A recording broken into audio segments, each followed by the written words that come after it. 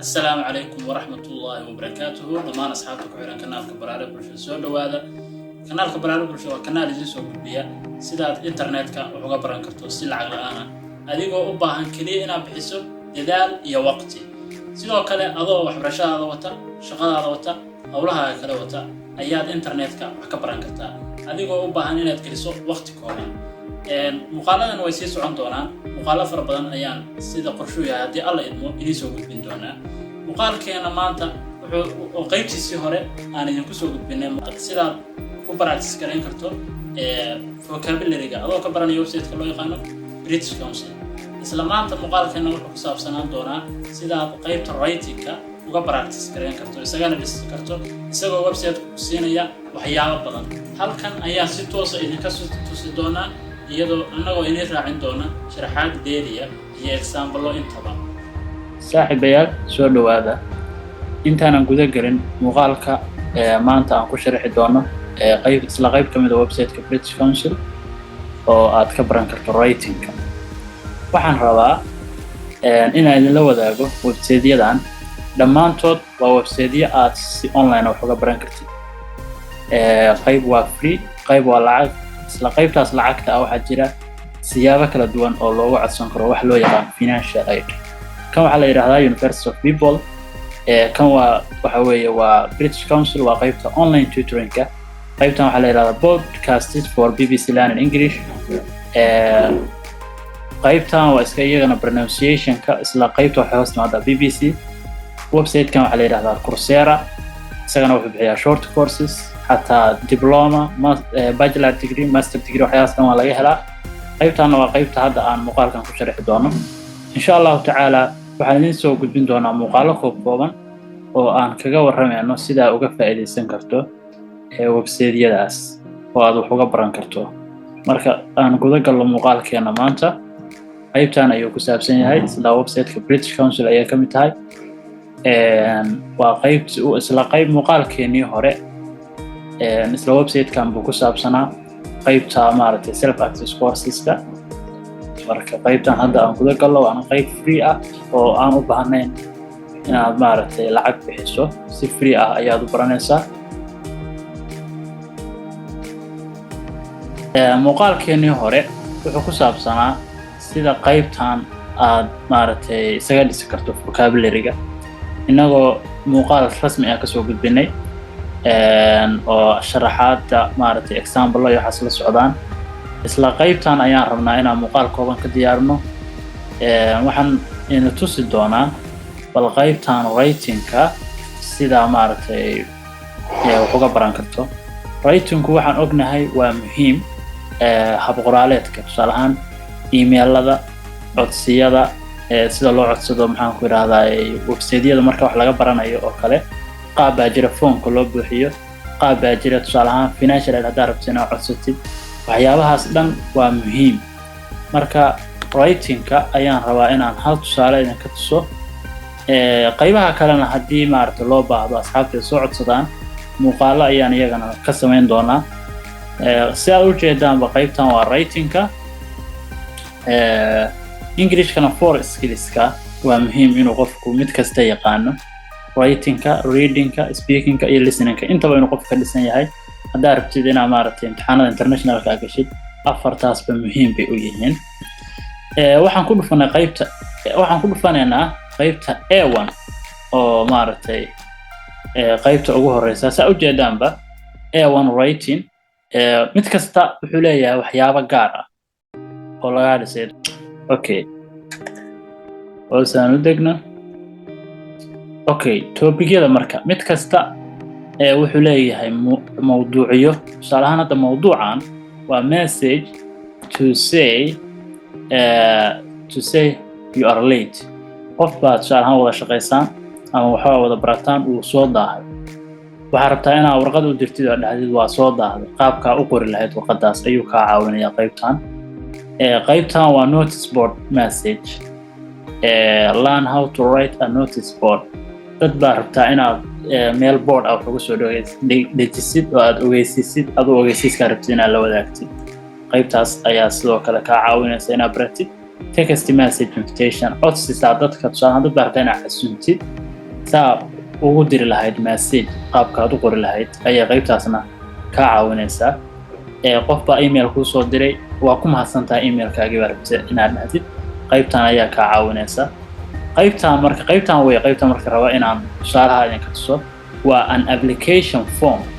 form codsi baa rabta inaad buuxisid tusaale ahaan website baa gelaysaa oo kale ama meel baa wax ka baranaysaa oo kale meeshaasaa wax u buuxin lahayd qaybtan waxay kaa siinaysaa practice iyo maxaan ku rahdaa qaabka u baran lahaa qaabkaad u buuxin lahayd an application form okay sideedaba website-kan wuxuu caan ku yahay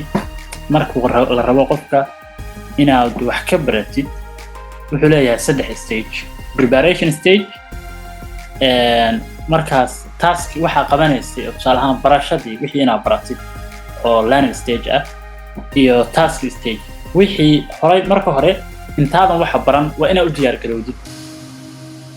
qaybtan baa ku saabsan reading text-iga tusaale ahaan qaybtii waa tan iyadana qaybtan u damaysana wuxuu na tusi doonaa shaqooyinka tusaale ahaan ku saabsan isla wixii aad soo baratay task 1 task 2 task 3 okay preparationka aan ka bilowno marka preparationka qaybtan weeyaan okay wuxuuna yidhi halkan writing A1 an application form preparation okay choose the 5 correct answers okay halkan jawaabahan ku jira waxaa la rabaa inaad ka dooratid 5 keliya choose all the information you normally have to give for a library card waxaa rabtaa inaad codsatid kaarka library-ga tusaale jaamacad haddaad dhigatid oo kale kaarka library-ga lagu galo waa rabtaa inaad codsatid marka maxaa u baahan tahay inaad buuxisid xogteeba u baahan tahay inaad soo gudbisid imise waxaa u baahan tahay tusaale ahaan first name-kaaga inaad gudbisid waa essential click baa siinaysaa last name-kaaga iyadana waa essential marital status uma baahnid nationality uma baahnid meesha waddankaa joogtid baaba la yaqaanaa tusaale ahaan library-ga meesha ku yaalla oo kale ama waddankaa kasoo jeedid cafwan date of birth-kaaga waa u baahan tahay inaad gudbisid ilaa aad dhalatay waxaa la rabaa in dadka waaweyn iyo dadka yaryar waxaa laga yaabaa inay kala leeyihiin qaybo inay kala leeyihiin qualificationska sidoo kale phone number-kaaga waa u baahan tahay address-kaaga waa u baahan tahay shantaas wax baa rajeynaya inay essential ku yihiin markaad library card codsanaysid bal aan fiirino maxaa laynoo saxay maxaa laynaga qalday okay markaad dhamaysid finish baa oranaysaa okay dhammaantood waa laynoo saxay saa u jeedaanba shantaas qodob waa muhiim markaad kaarka codsanaysid dee kaarka intaas way kasoo muuqanayaan kaarka markaa library-ga ku gelaysid intaas way kasoo muuqanayaan okay reading-ka aan u nimaadno marka library card application form tusaale ahaan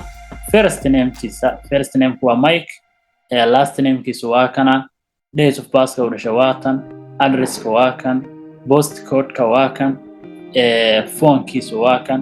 email-ka waa kan formkii wakaa marka formkii saas u buuxiye kaarkiiba hadhow maaragtay loo soo daabici karaa sidoo kale waxaad raacinaysaa markaad formka buuxisid I declare the information provided is correct waxaan caddaynayaa xogta aan bixiyey inay tahay mid saxan tusaale ahaan xogtaa gudbisay haddii wax ka khaldan yihiin oo kale ama aduu macnaheed waxa weeye waa proofread baan sameeyey waan wada akhriyey xogtan waan hubaa inay xogtaydii tahay xilligaas baan dhashay magacaana iskale intaas dhan waa caddaynaysaa in adiga leedahay kadibna signature-ka waa saxiixaysaa date-ka aad gudbisatay isagana waa kaa okay your checklist have you got everything you need okay waxyaabaha aad u baahan tahay waa inaad soo gudbiso waxyaabahan oo dhan tusaale ahaan passport photo maxaa weeye sawir tusaale ahaan sawirka passportka ku dhigan leeg oo kale waa inaad soo gudbisay copy of my passport or a photo ID copy-ga passportkaaga ama photo ID-gaaga waa inaad isagana maaragtay soo gudbisay proof of address waxaan ku idhahdaa meesha aad degan tahay oo kale caddayn meesha aad degan tahay oo kale iyadana waa soo gudbisay your card will be issued within 15 days and sent to the address provided okay address-kaaga meesha aad degan tahay waxaa ku gudbisay formka meesha degantahay ayaa lagu keenay doonaa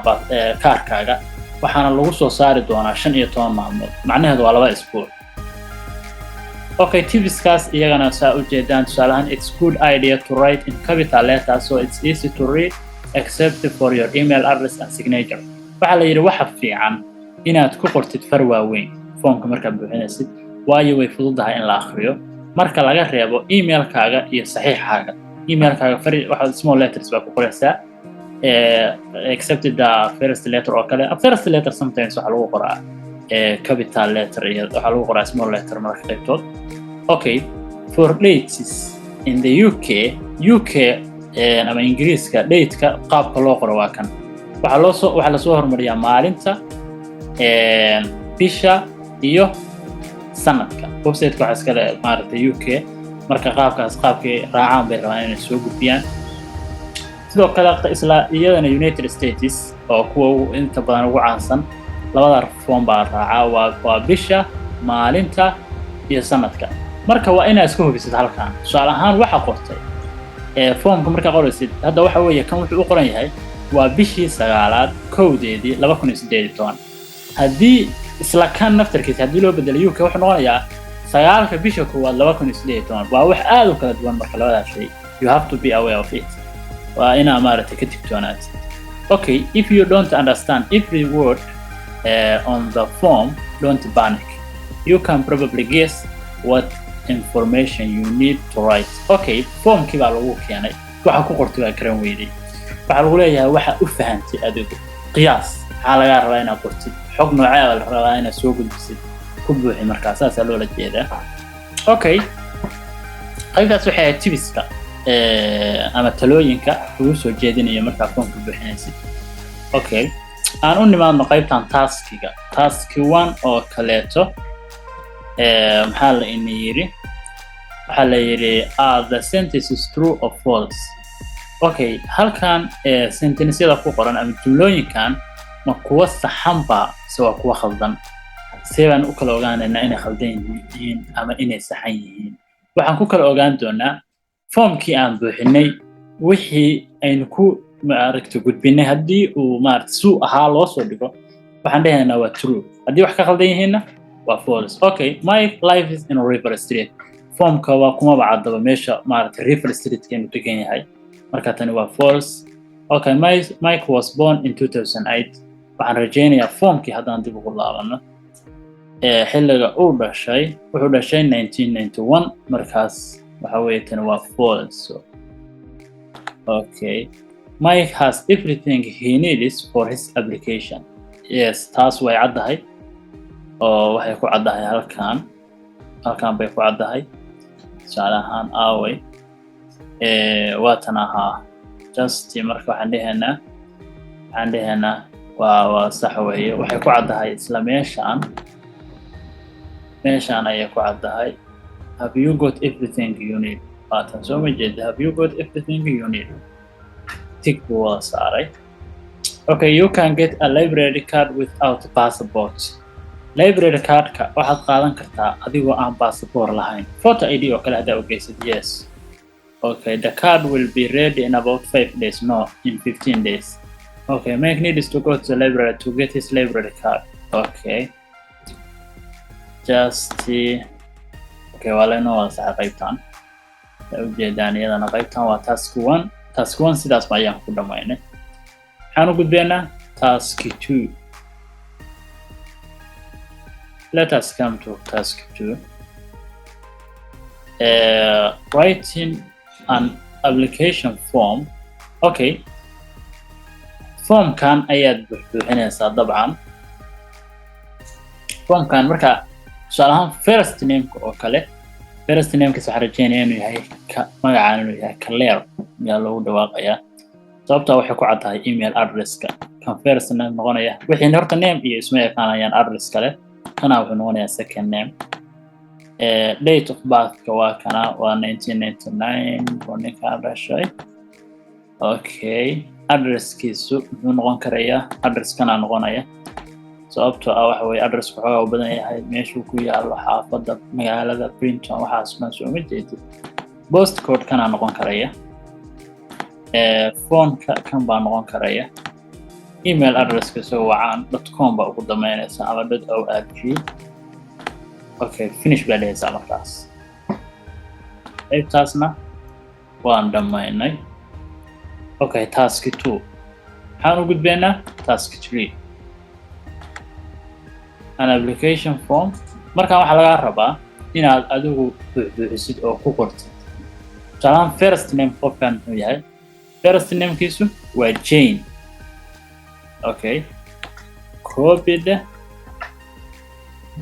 okay basta ku dhamarka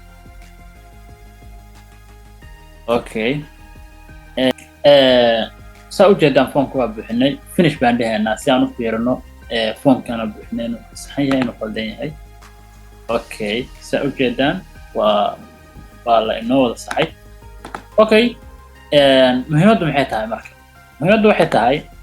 inaad qaybtan ratingka ka baran karaysid waxyaabo fara badan oo kan waa basic si aan maaragtay muuqaalkan u soo koobno kuwa kale taskiya fara badan iyo waxay leeyihiin preparation fara badan iyo muuqaalka si aan uga diyaarino tusaalena idinka tusno ayaan qaybtan soo qaadanay saxaabiyadaas waxaan ku dhan muuqaalkeena maanta waxaan qaybta description